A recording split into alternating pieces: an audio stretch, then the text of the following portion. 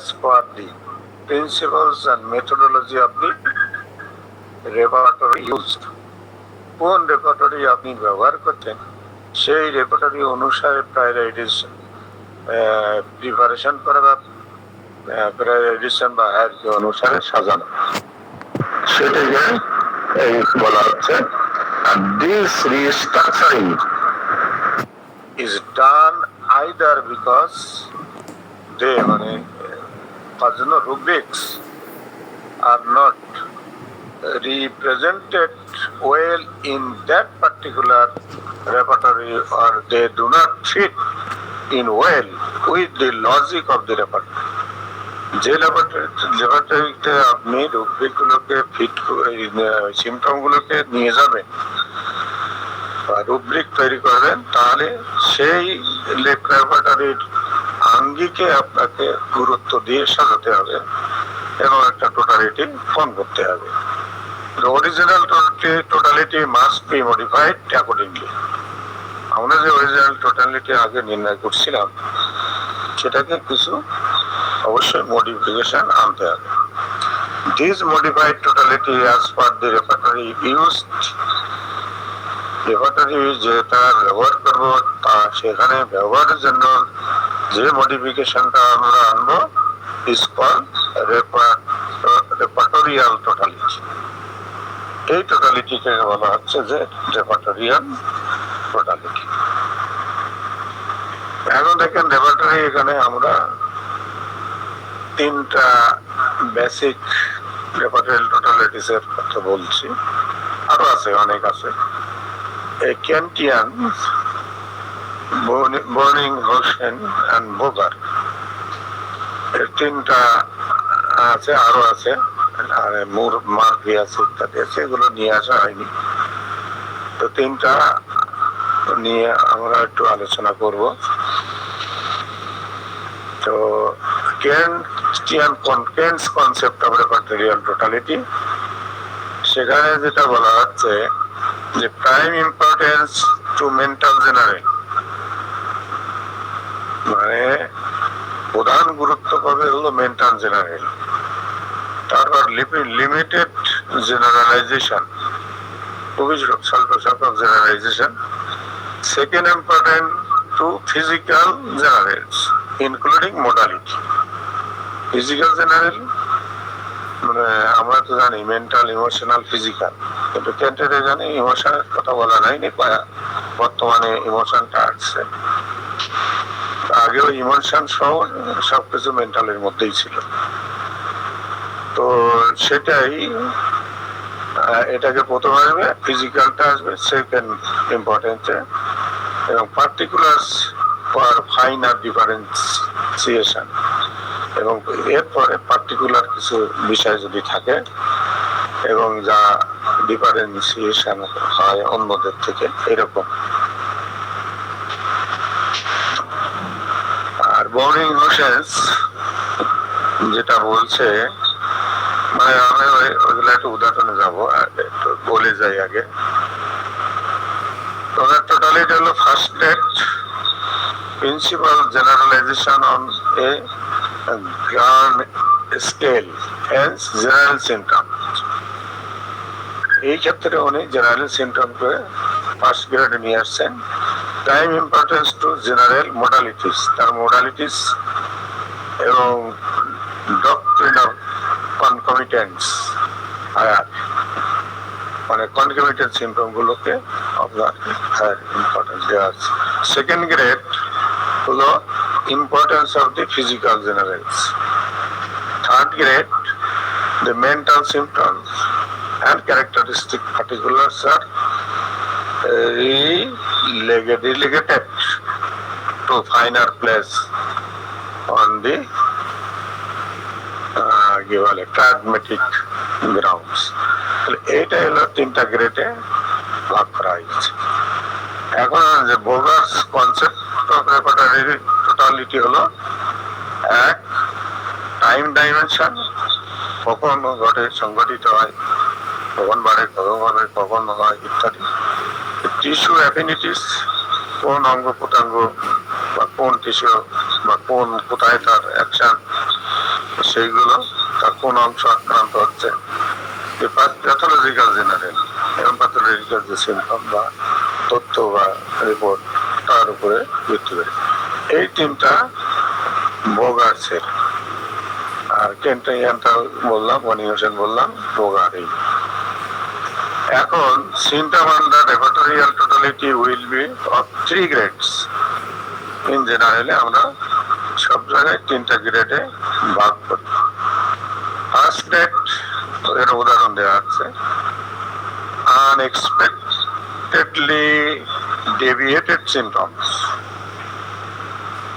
মানে আনএক্সপেক্টেডলি মানে বলে যেটা আসলে আশা করা যায় না, অন্যরকম ডেভিয়েটেড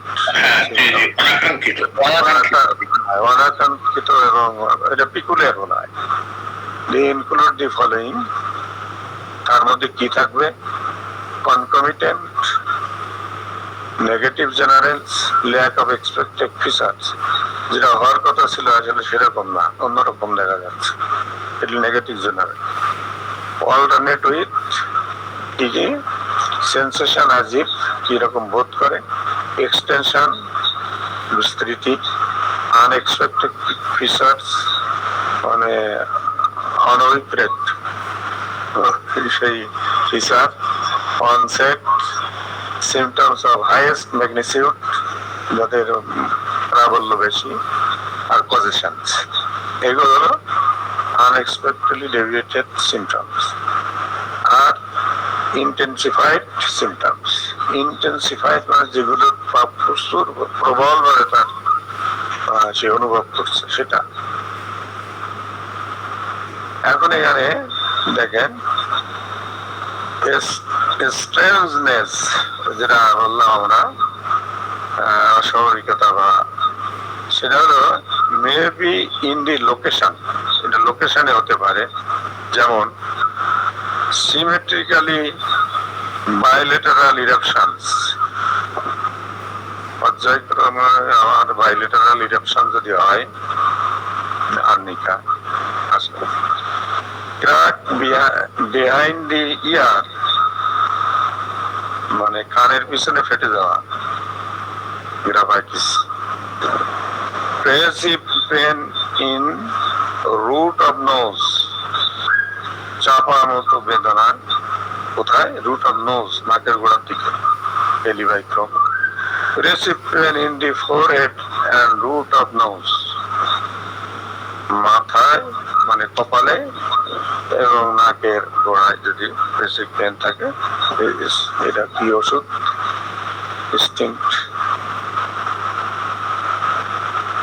অথবা মেবি সেন্সেশন ইটসেলফ, অথবা সেন্সেশন সম্পর্কে, sensation as if had no head, মাথা নাই এরকম অনুভূতি,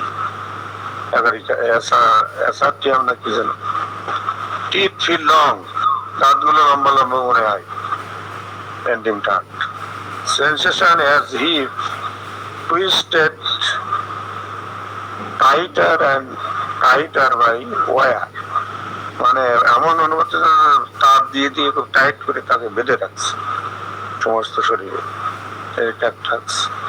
তারপর bleeding from anus on passing flatus, পায়খানার সাথে তো যায়, রক্ত যেতে পারে, কিন্তু যাচ্ছে কি বলে বায়ু নিঃসরণের সময় যদি রক্ত যায় অ্যানাস দিয়ে, সেখানে বলছে যে ফসফরাসের অ্যাকশন আছে। এইভাবে সেন্সেশনের উদাহরণ দেওয়া হলো। or it may be by modality, modality বাড়া কমা, করা যায় aggravated by cold bath, তাহলে কি হলো? পেন ইন নি ফ্যামিলিটেড আফটার স্কুল, হাঁটুতে ব্যথা মানে পায়খানা করলে কমে যায়, ডায়াসকোরিয়া সম্ভবত। নসিয়া অ্যাগ্রাভেটেড আফটার ইটিং, বমি ভাব খাওয়ার পরে বেশি হয়, এই হলো আপনার মোডালিটির উদাহরণ। It may be in the causation,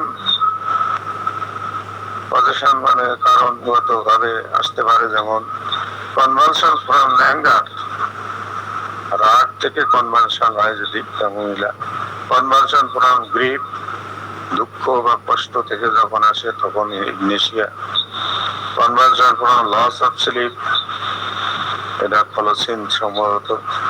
তো এইভাবে আসতে পারে পজিশন। এরপরে মেবি ইন দি এক্সটেনশন, মানে বিস্তৃতি, পেন স্প্রেডিং ডায়াগোনালি, আড়াআড়ি ভাবে, ডাইন বাম একসাথে একাধিক কাজ।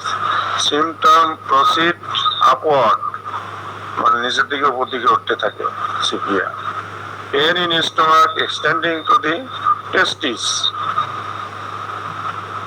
স্টোমাকে পেটের ব্যথা সেটা টেস্টিস পর্যন্ত বিস্তৃতি লাভ করে।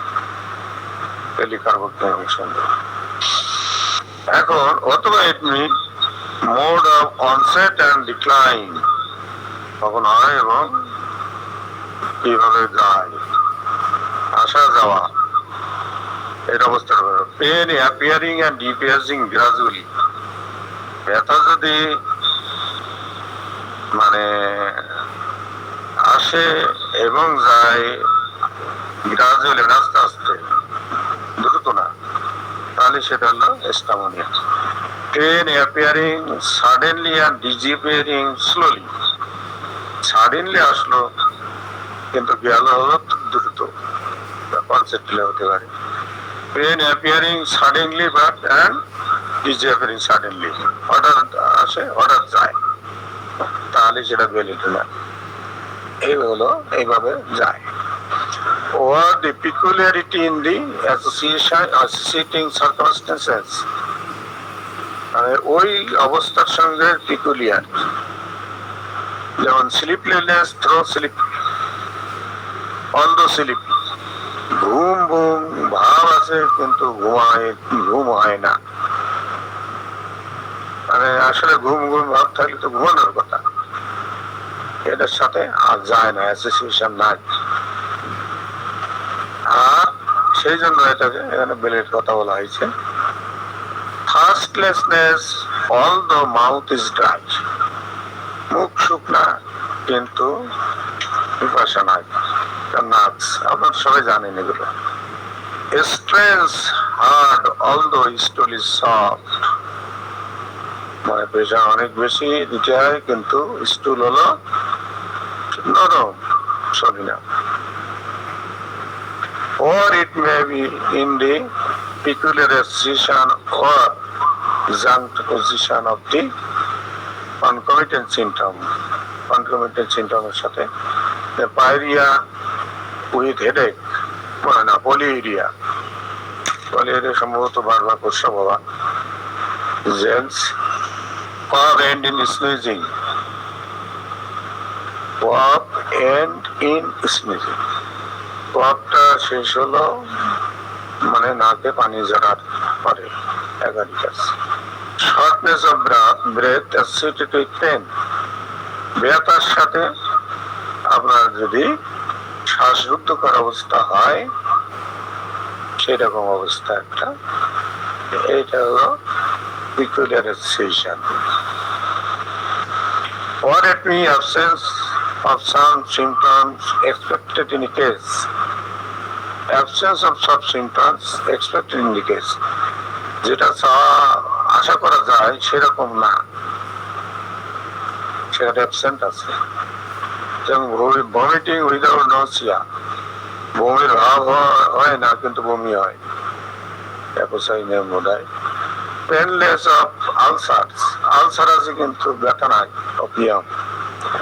Senses of wellbeing in fever, জ্বর হলে ভালো লাগে, ভালো বোধ করে, পাইরোজিয়াম সম্ভবত।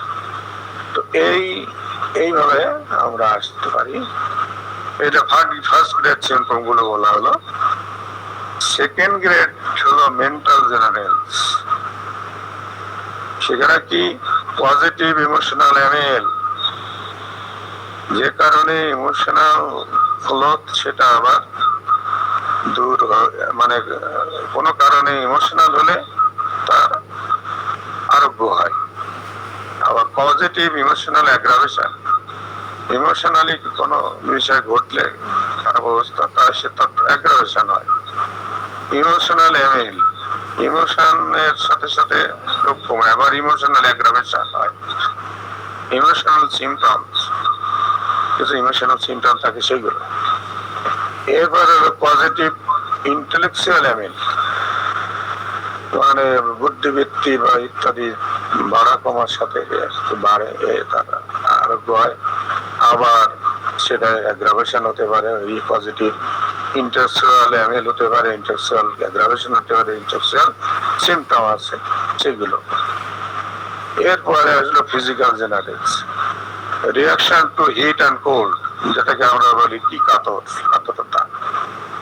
তারপরে টেন্ডেন্সিস, প্রবণতা কোন দিকে, সাপুরেটিং টেন্ডেন্সি না ব্লিডিং টেন্ডেন্সি না কোল্ডের সেন্সেন্সি, এরকম অ্যাভারশন কিসের, ডিজায়ার কিসের, এগুলো সব আমরা জানি।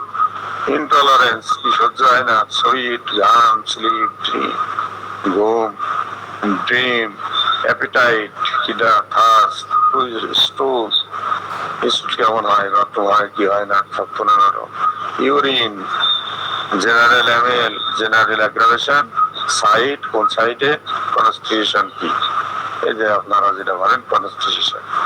প্যাথোলজিক্যাল জেনারেলস, এরপরে হলো প্যাথোলজিক্যালি কিছু দেখতে হয় এবং রিপোর্ট থাকতে হবে। থার্ড গ্রেডের হলো ক্যারেক্টারিস্টিক পার্টিকুলার্স এবং কমন পার্টিকুলার্স, বৈশিষ্ট্যপূর্ণ মানে নির্দিষ্ট লক্ষণ আর কমন নির্দিষ্ট লক্ষণ। The totality may be acute totality or chronic totality, দুই রকম টোটালিটি থাকে। Acute totality it will incorporate all recent changes, যেটা বর্তমানে চেঞ্জ গুলো সংগঠিত হয় এইরকম বিষয়। Chronic it will incorporate all remote changes, অনেক আগে থেকে যেগুলো সংগঠিত হয়ে আসছে, যে পরিবর্তন হয়েছে স্বাস্থ্যের, সেগুলো হলো ক্রনিক টোটালিটি, অর্থাৎ লঞ্জিভিটি অনুসারে। পরে অ্যাকুটটা হলো হঠাৎ, মানে সাময়িক বা বর্তমান, ক্রনিকটা হলো অনেক দিন ধরে। For getting real totality, one has to pass through various stages, যেটা আমরা আলোচনা করছি। আমি বললাম এইখানে একটু এগুলো কিন্তু আলোচনা করেছি, অ্যানালাইসিস অফ সিম্পটম আলোচনা করেছি, কনসেপচুয়াল ইমেজ, ম্যানারেজ অফ কেস করেছি, synthesis of case, evaluation of case, totality of symptom, এই পর্যন্ত কিন্তু আমরা করেছি।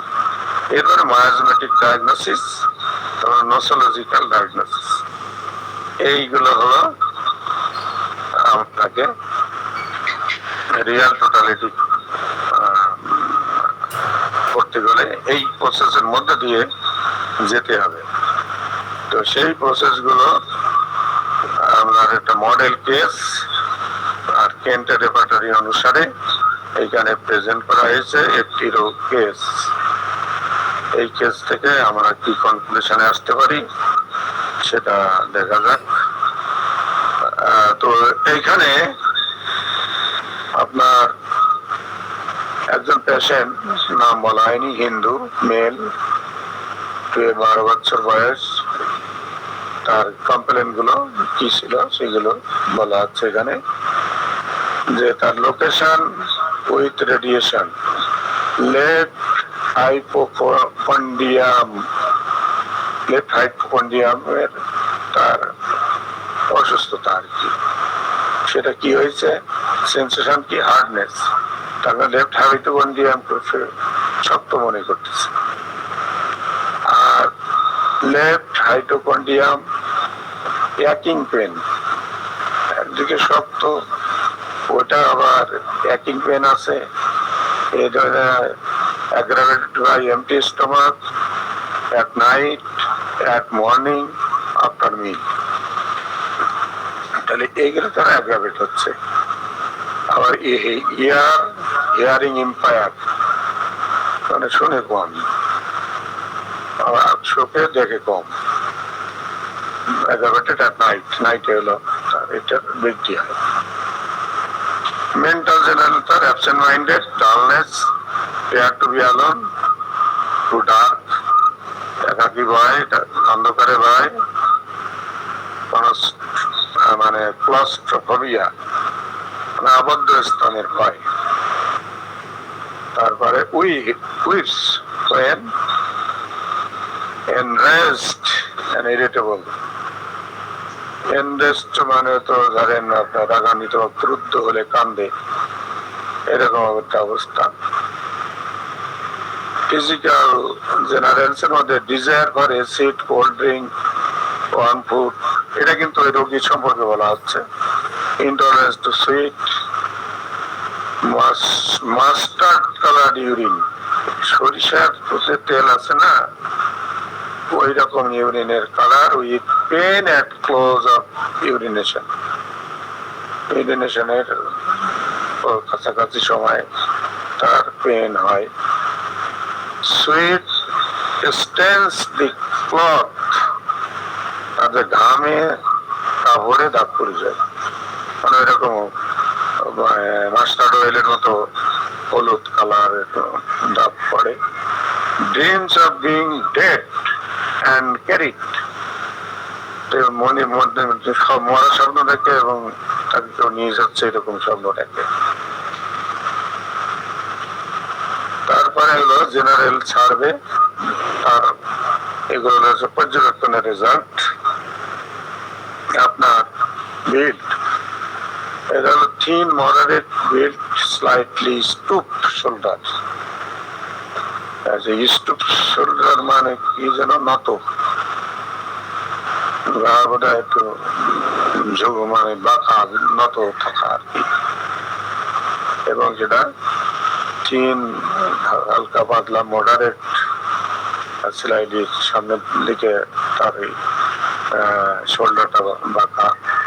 নিউট্রিশন পোর, পোলার হলো প্রেজেন্ট, ক্যালোর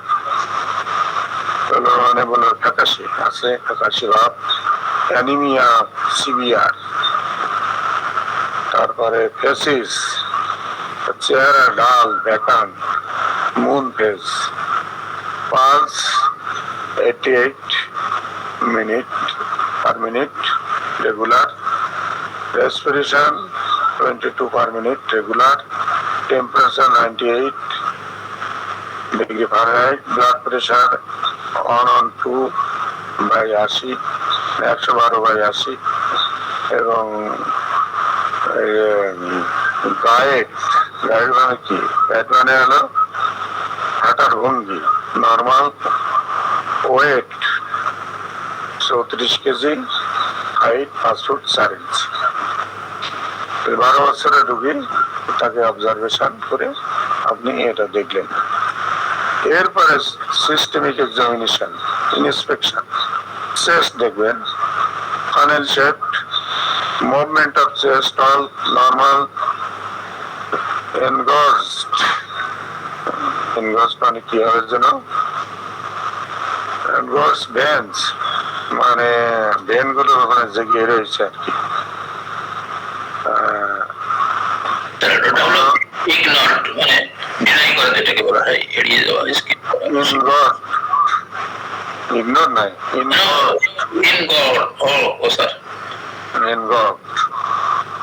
মানে ভেনের অবস্থা আর কি।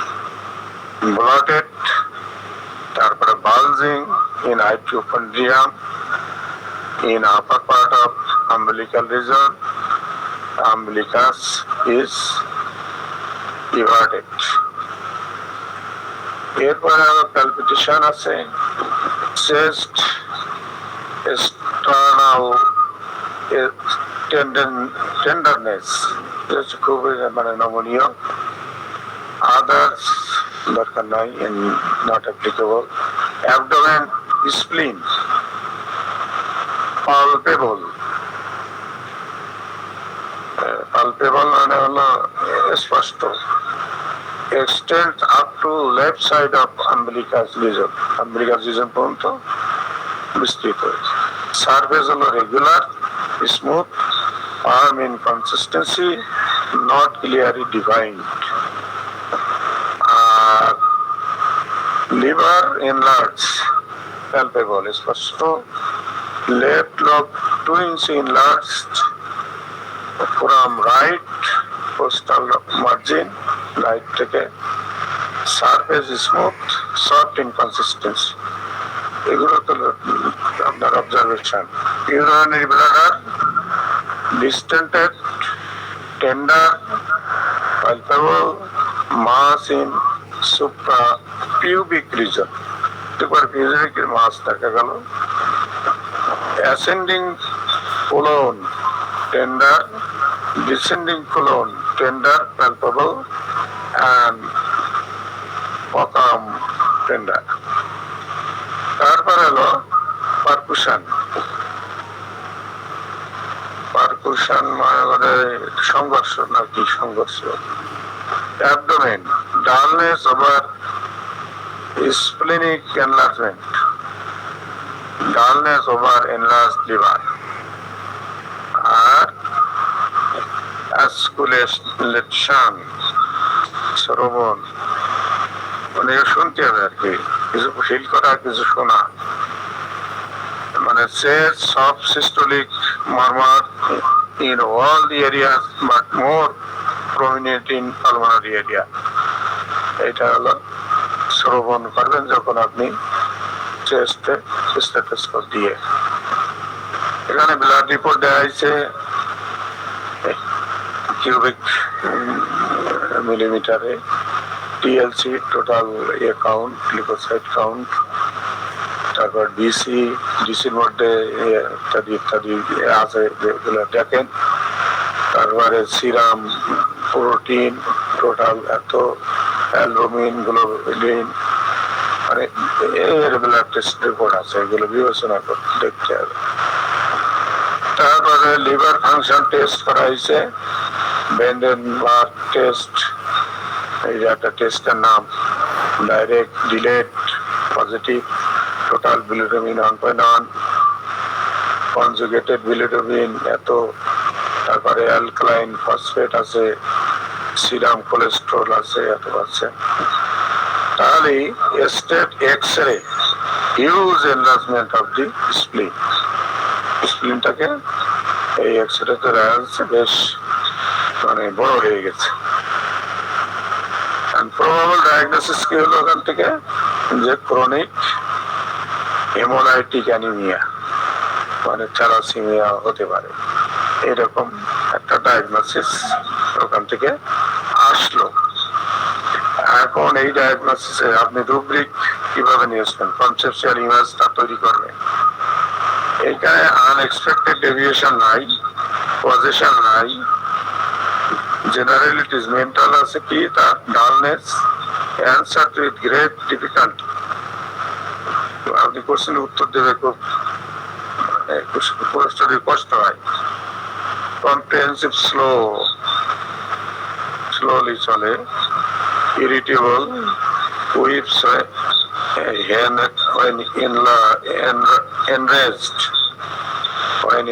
রাগান্বিত হলে কাঁদে, fear of being alone, to dark, তারপরে ক্লাস্ট্রোফোবিয়া.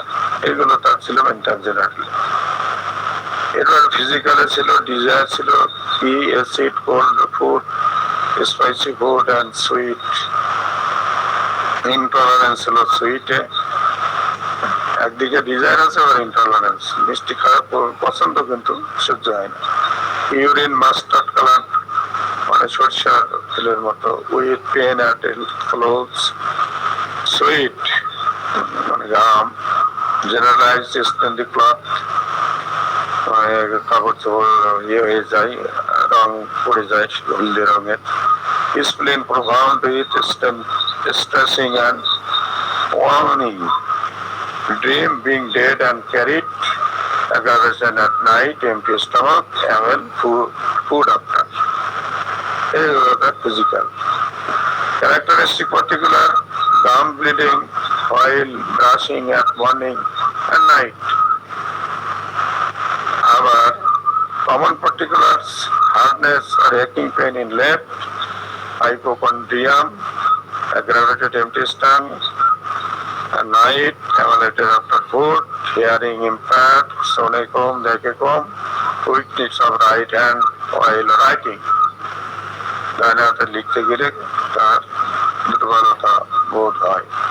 আনএক্সপেক্টেড ডেভিয়েশন নাই, সিনথেসিস করছে এখন, কোয়াড্রেশন নাই, জেনারেলিটিস মেন্টালের মধ্যে dullness, answer with great difficulty, irritable, weeps when enraged, fear of darkness, claustrophobia, এগুলো রাখা হলো। Physical desire, acid বা spicy food, intolerance sweet, urine high color, white with pain at close, sweet, distant cloth, dream, being dead or carried, aggravation at night, empty stomach. তাহলে physical এগুলো দেখা হলো। Pathological তার কি হলো? Anaemia. Characteristic particular gum bleeding with brushing at morning and night, আর common particular হলো vision impaired, weakness of right hand while writing।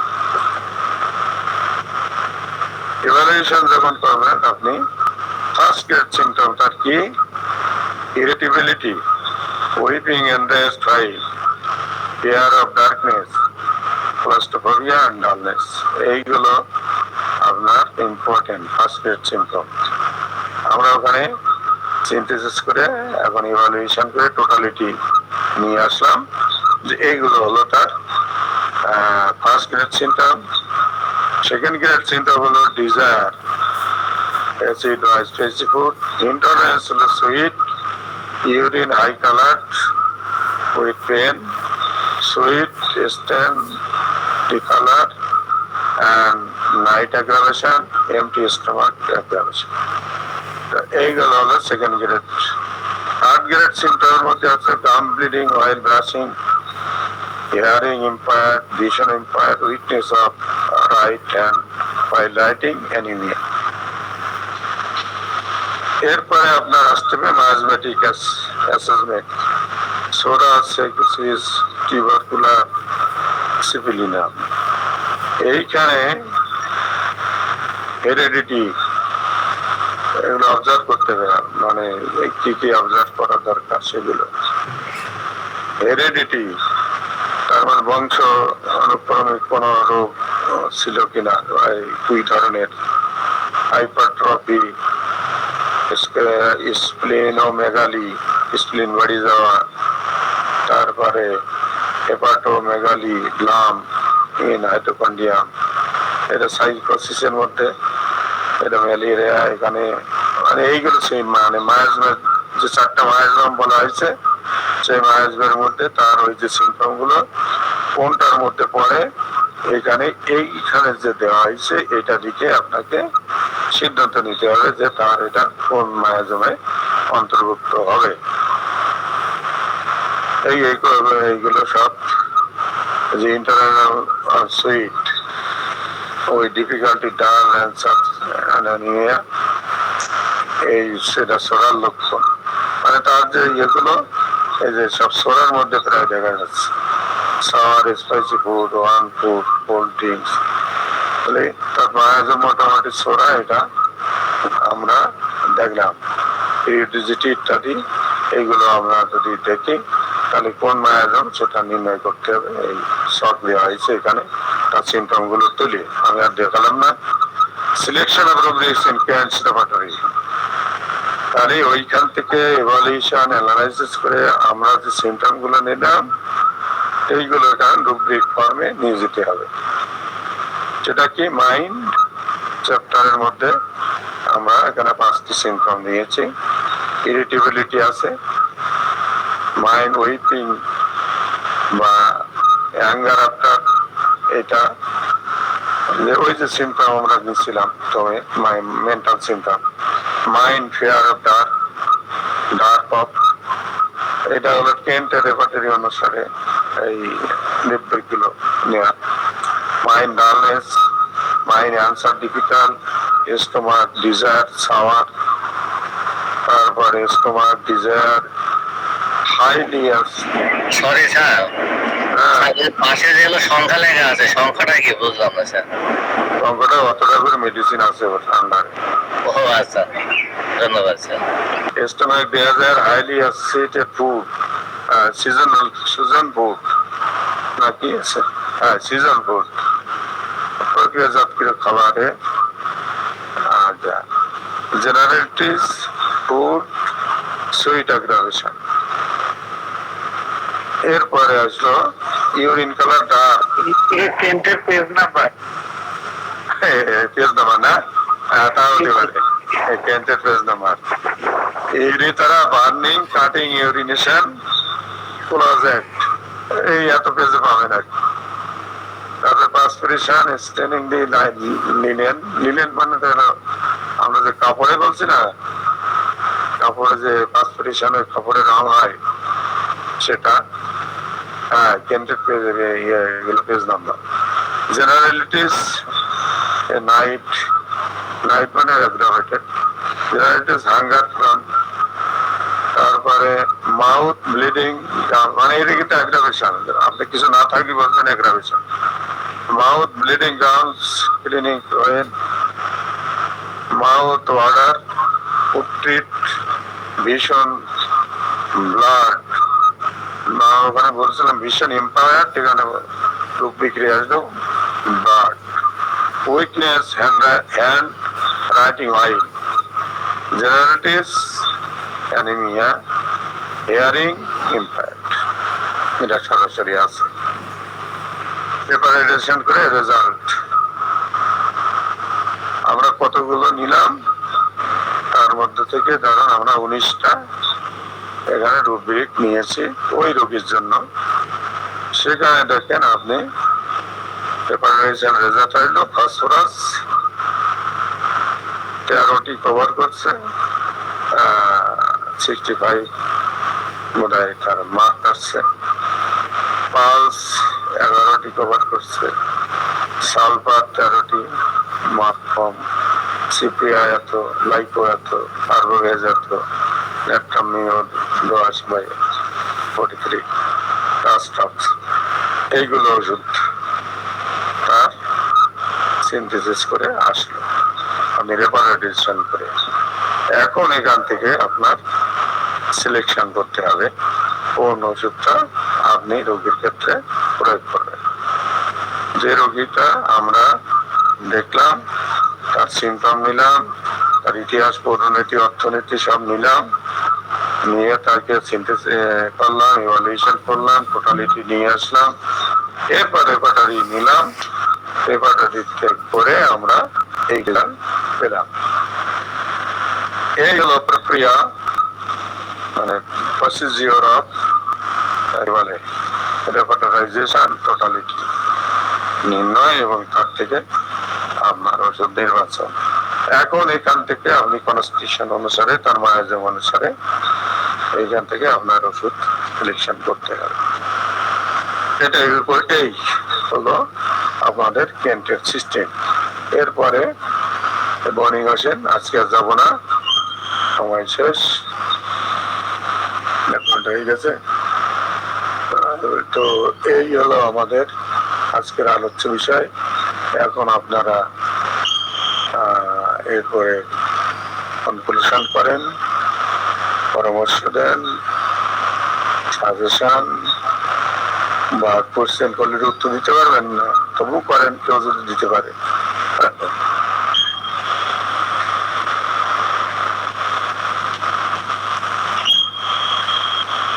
G sir, অসংখ্য ধন্যবাদ স্যার আপনাকে।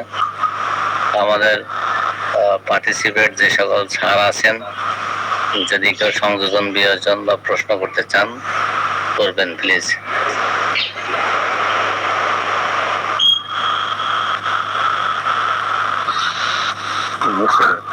বোঝো না, বোঝো না, কি বোঝো না, কি বুঝি না, তাও তো বুঝি না, তাও বুঝি না, এরকম অবস্থা হয়েছে আমাদের আসলে। যাই হোক, এখন আরো সিস্টেম আছে, ওগুলো আর আলোপ করবো না। আমরা এই অধ্যায়টা এখানে শেষ করে দেবো আর কি। এই অধ্যায়টা যাইতে আরো 2-3 ক্লাস লাগবে। অত জানে বিভিন্ন সিস্টেম নিয়ে আলোচনা আছে। তো এটা কেন্ট যেহেতু সচরাচর ব্যবহার হয়, সেই জন্য কেন্টিয়ান সিস্টেমটা এখানে বর্ণনা করা হয়েছে, যে আপনি আপনার কেস টেকিং করার পর থেকে প্রায়োরিটাইজেশন গুলো কিভাবে করবেন, সিমটম অ্যানালাইসিস করে রোগীর ইমেজ নিয়ে আসবেন এবং তার টোটালিটি গুরুত্ব অনুসারে সাজিয়ে টোটালিটি নিয়ে আসবেন এবং সেই টোটালিটি থেকে আপনি রুব্রিক্সে চলে যাবেন। সেই রুটটাকে আপনি রেপার্টরিতে ফেলে কিভাবে অ্যানালাইসিস করে কি রেজাল্ট আছে আজকে আমরা একটু আলাপ করেছি অ্যাকর্ডিং টু মাস্টার কেন্ট। তো এই হলো আমাদের আজকের আলোচ্য বিষয় শেষ। এরপরে সুযোগ পাইলে আমরা যে কিছু পেপার আছে, মানে পাবলিকেশন, অনেকগুলো হোমিওপ্যাথিক পাবলিকেশন আছে। আমরা ওয়েবিনারে যারা যুক্ত হয়েছিলাম তারা ধরেন আপনারা সেখানে একটা ম্যাডাম, নাম মনে আসছে না, ওনার গবেষণার কয়েকটি পেপার উনি উপস্থাপন করছিলেন, ঠিক না, তার হেডলাইন এবং তার অ্যাবস্ট্রাক্ট গুলো উনি শোনাইছিলেন। সেই পেপার গুলো আমি সব ডাউনলোড করেছি। উনি 10টা পেপারের কথা বলেছিলেন এখানে, আর্টিকেল, বিভিন্ন রোগের কেস স্টাডি। আমি যদি ভবিষ্যতে সময় পাই ওইগুলো নিয়ে একটু আলোচনা করব। পেপার গুলো মানে আমাদের লরি লরি কি নাম জানো? নাম মনে আসতেছে না, ইন্ডিয়ান দেখলি মনে, ইন্ডিয়ান জেডি এবং একটা জেডি মহেশ ম্যাক্সিমাম গবেষণা উনি করতেছেন। গবেষণা ধর্মী কিছু জিনিস আমাদের জানা দরকার। আপনাদের কেস আপনারাও করতে পারেন, আপনারা যারা ভালো প্র্যাকটিস করেন আপনাদের সাকসেস কেস গুলো রেকর্ড এইভাবে লিখে যদি আপনারা পাবলিশ করেন তাহলে হোমিওপ্যাথি জগৎ উপকৃত হবে এবং সাথে সাথে আপনার খ্যাতিও বাড়বে। আপনার কিন অবজারভেশনটা এইখানে কাজে লাগবে এবং অন্যরা ওখান থেকে অনুপ্রাণিত হবে। সুতরাং আমাদের শুধু রোগী দেখতে হবে না, সাকসেসের স্টোরি গুলো বা ফেলিওর যদি থাকে তার স্টোরি গুলো কিভাবে আমরা আর্টিকেল অনুসারে লিখে পাবলিশ করতে পারি, সেগুলো যারা তরুণ হোমিওপ্যাথ আছেন তারা করতে পারেন। অবশ্য ব্যস্ততা বেশি, রোগী দেখতেই পারে না, তবে কেস স্টাডি করা খুবই জরুরি। যেটা বুঝলাম সেদিন যেগুলো আলোচনা হয়েছে সবটা কেস, এক একটা কেস ধরছেন, কিভাবে তারা সিমটম নিয়েছেন, কিভাবে রেপার্টারাইজেশন করেছেন এবং রেজাল্ট কি আসলো, কিভাবে কত ডোজ কিভাবে দিয়েছেন, কয়বার দিয়েছেন। জটিল রোগী মাত্র 3 ডোজ, 2 ডোজ, 4 ডোজে, তাও 1 ডোজ দেওয়ার পরে 2 মাস বা 15 দিন বা 20 দিন পরে আরেকটা ডোজ। আমরা তো চিন্তাই করি না, আমরা প্রত্যেক দিন 2-3 ডোজ মারি দিই। ক্লাসিক্যাল হোমিওপ্যাথির এই বিষয়গুলো আসলে খুবই জরুরি বিষয়। আমরা অনেকেই ক্লাসিক্যাল হোমিওপ্যাথি, কিন্তু ক্লাসিক্যাল হোমিওপ্যাথির রুল যেটা আছে আসলে বিশেষ করে আমরা পোটেনশিয়াল তার ডোজ এবং ফ্রিকোয়েন্সি অফ ডোজ, ফ্রিকোয়েন্সিটা খুবই ইম্পর্টেন্ট।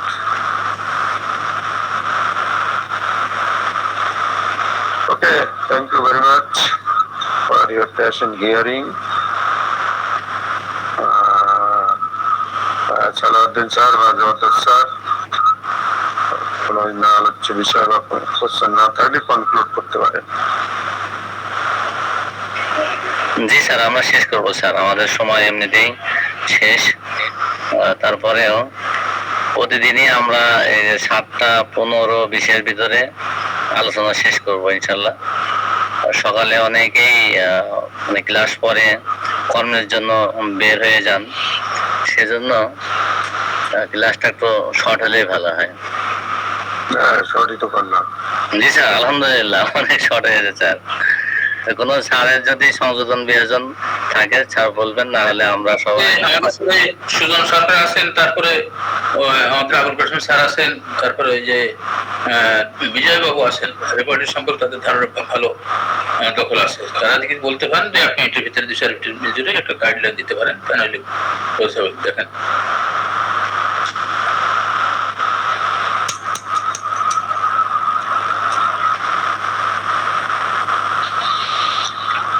ওকে স্যার, মনে হয় আমরা জি স্যার, আসলে এই জিনিসটা খুবই সেরাটা দেশি। জি স্যার, স্যারকে জিজ্ঞেস করে স্যারের এর রেফারেন্স বুক কি, মানে কোন এটা সংগ্রহ করতে করছিলেন? এটা সব কোনো বইতে পাওয়া যাবে না, এটা অনলাইন থেকে বিভিন্ন তথ্য নিয়ে অ্যাকুমুলেট করা আর কি। এটা আপনার অনলাইনে পাওয়া যাবে।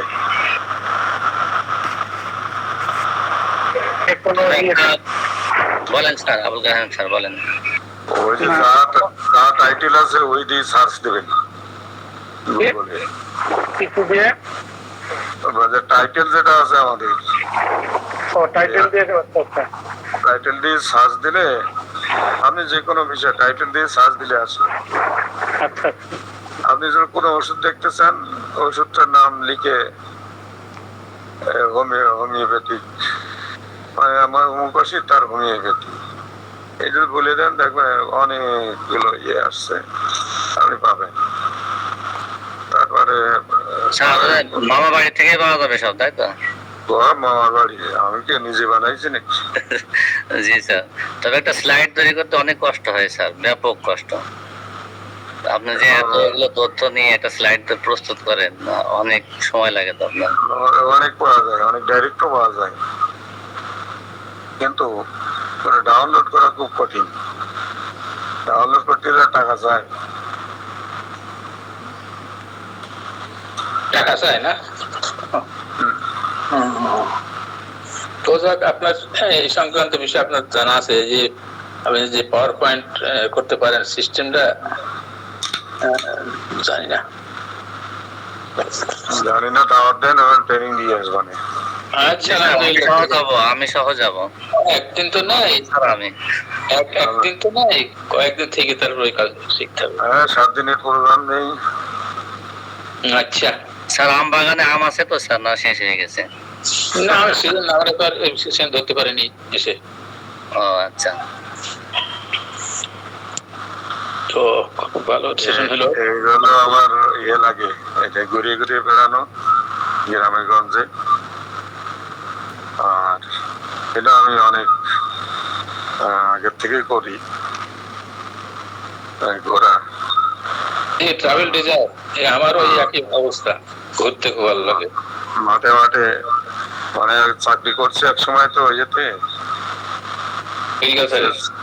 হিসাবে, হ্যাঁ, উপজেলা কৃষি অফিসার হিসেবে বেশ কিছুদিন চাকরি করছে। সেই সময় অভ্যাস আছে, মোটর সাইকেল দৌড়াইয়া টান তর মাঠে ঘাটে ঘুরে বেড়াইতাম, লেকচার দিয়ে বেড়াইতাম, এই হলো কাজ।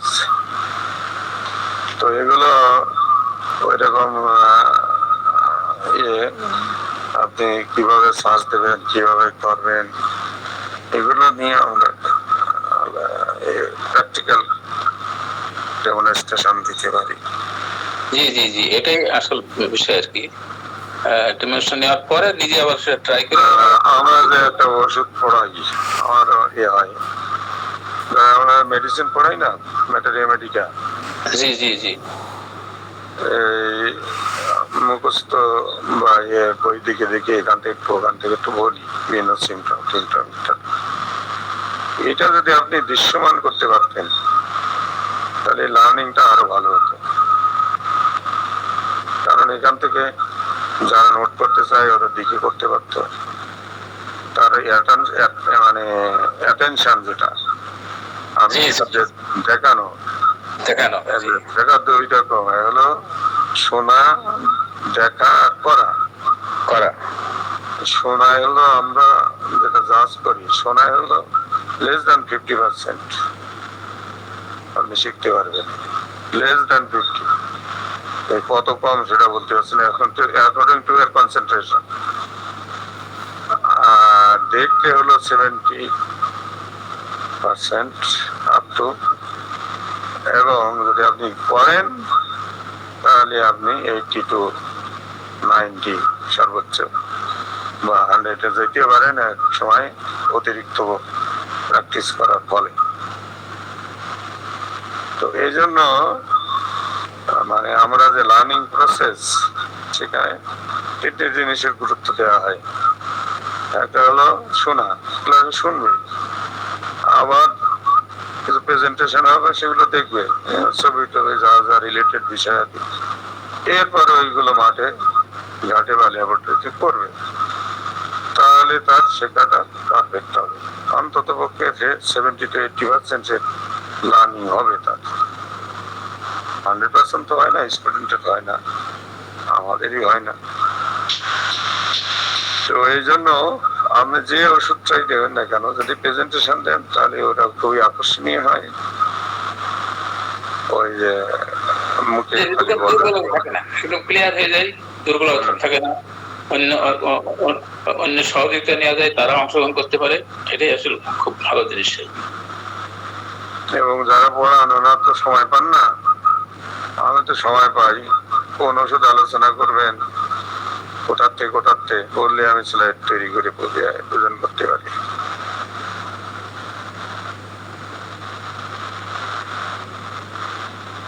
তারপরে তো ডিসকাশন তো অনেক কিছু করা যায়, আপনার কম্পারিজন অনেক কিছু করা যায়, এবং এই কম্পেয়ারটাও যদি দেখানো যায় তাও কিন্তু ভালো লাগে। বেতার বিভিন্ন এই ওষুধ ডিফারেন্সিয়াল কম্পারেটিভটা কিন্তু যদি আমরা করতে পারি, এবং এটা খুবই ইম্পর্টেন্ট আসলে। আমার তো অনেক ওষুধই একই রকম সিমটম আছে, কিন্তু সূক্ষ্ম কোন জায়গায় পার্থক্য আছে সেটা কম্পারিজন না করলে কিন্তু বোঝা যায় না, এবং সেটা যে দৃশ্যমান হয় এক নজরে তাহলে কিন্তু অনেক ভালো হয়। যাই হোক, সবাই পারবে না, ক্যাপাবিলিটির অভাব, সময়ের অভাব। সময় সবচেয়ে মূল্যবান, আমরা আসলেই সময় পাওয়া যায় না, অনেক ব্যস্ততার মধ্যেও অনেক কাজ করতে হয়। জি স্যার, সেটাই স্যার। স্যার যেটা বললেন আর কি, ওই শেখার আসলে 4টা ধাপ আছে। প্রথম ধাপই হচ্ছে লিসেনিং, রিডিং, রাইটিং, স্পিকিং। তো প্রথমে যদি আমরা মনোযোগ সহকারে না শুনি তাহলে কিন্তু পরের 3টা ধাপ আর অতিক্রম করতে পারবো না। হলো বক্তব্য দেওয়ার ক্ষেত্রে, ঠিক আছে, যে কোনো জিনিস শেখার ক্ষেত্রে স্যার আগে শোনা। আপনার ধাপটা হলো যে শোনা, দেখা, বলা, আর কি বললেন, লেখা। জি, এটা লেখা, পড়া আর বলা। সেগুলো হলো যে হবে, যদি কেউ বক্তৃতা প্র্যাকটিস করতে চায়, লেকচার দিতে চায় তার জন্য, কিন্তু যারা স্টুডেন্ট তাদের জন্য আলাদা। লার্নার আর টিচার, টিচিং অ্যান্ড লার্নিং, এই প্রক্রিয়ায় আমাদের এই কতগুলো ধাপ আছে, কতগুলো সমন্বয় করতে হয়। আপনি কি ম্যাটেরিয়াল ব্যবহার করতেছেন, কি যন্ত্রপাতি ব্যবহার করতেছেন, সেটাও আছে। এবং আমাদের ক্লাসের যে প্ল্যানিং দেওয়া হয় সেখানে বলা থাকে অমুক তারিখে এই ক্লাস এই মাধ্যমে এই জিনিসপত্র ব্যবহার করা হবে এবং এই বিষয়ে তার কি নোট দেওয়া থাকবে।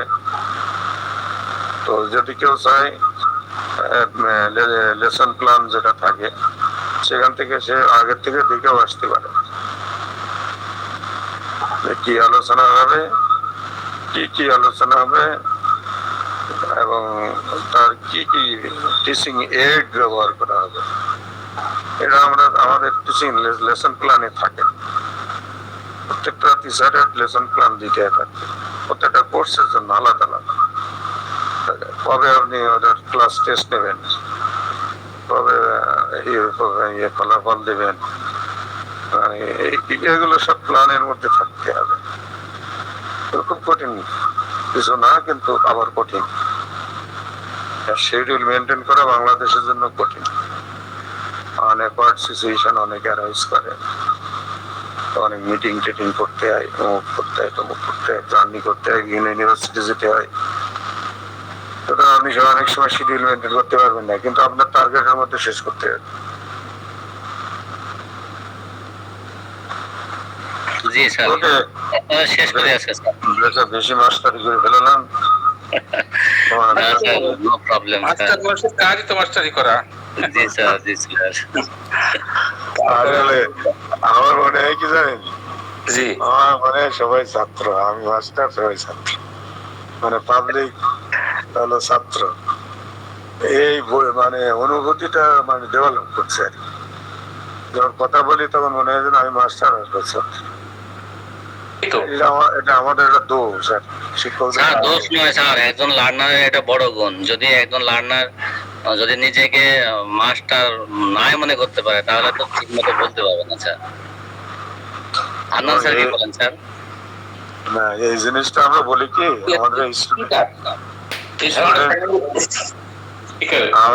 আমাদের স্টুডেন্টরা ফ্রিকোয়েন্টলি প্রেজেন্ট করতে হয়, বিভিন্ন অ্যাসাইনমেন্ট দেওয়া হয়। তো এই অ্যাসাইনমেন্টটা আবার এরকম স্লাইড তৈরি করে প্রেজেন্ট করতে হয়, সবাই করে। মানে একটা কোর্সের একটা সেমিস্টারে অনেকগুলো প্রেজেন্টেশন দিতে হয় তাদের, প্রত্যেকটা কোর্সে প্রেজেন্টেশন থাকে। তো প্রেজেন্টেশনের সময় আমরা বলি ওদেরকে, যখন আমরা ইন্ট্রোডাকশন দেই যে কিভাবে কি করবা, তখন বলি তুমি মনে করবা এই বিষয়ের মাস্টার তুমি, আর যারা থাকবে সবাই অজ্ঞ নিরক্ষর, এই বিষয়ে কোনো জ্ঞান নাই, তাহলে তুমি সাহস নিয়ে বলতে পারবে না। আর তুমি যদি মনে করো যে স্যার আছে আমার তো ভুল ভ্রান্তি হবে, তাহলে কিন্তু তুমি ফ্রিলি বলতে পারবে না।